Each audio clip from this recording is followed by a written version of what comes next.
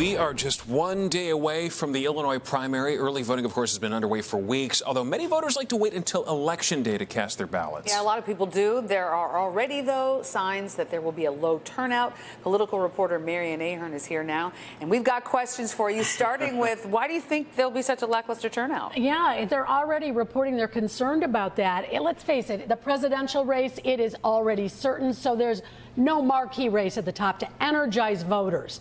Right now in Chicago, early voting is behind by about 50% compared to where we were in terms of early voting 4 years ago. 2020 was also a presidential election year. The citywide turnout then was nearly 38%. The Chicago Board of Elections is hoping turnout will be higher than what happened, though, in 2012. It was just 24%. But it is expected to be tomorrow barely 30%.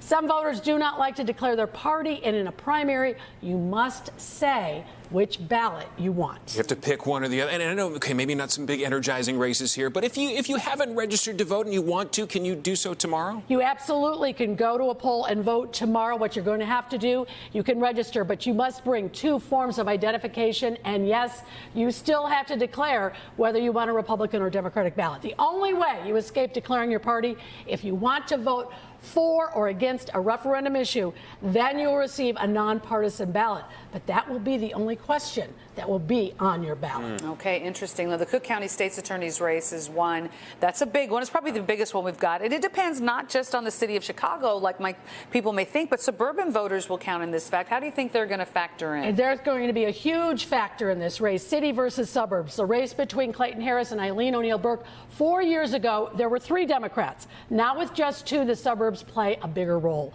Clayton Harris has the backing of Cook County Board President Tony Preckwinkle and the county's Democratic Party. He has promised to uphold outgoing State's Attorney Kim Foxx's progressive reforms. Eileen O'Neill Burke, more critical of Foxx, says the backbone of the criminal justice system is not working.